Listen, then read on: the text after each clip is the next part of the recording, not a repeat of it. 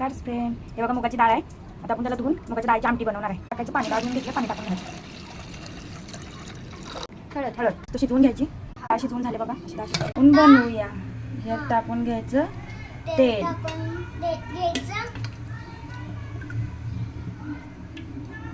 त्यात टाकायचं थोडंसं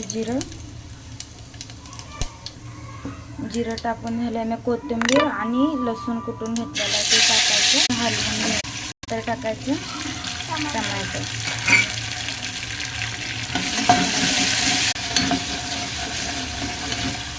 हे परतून झालं की बघा, घाटी मसाला, धनिया पावडर, काश्मीरी मिरची पावडर, हळद आणि मीठ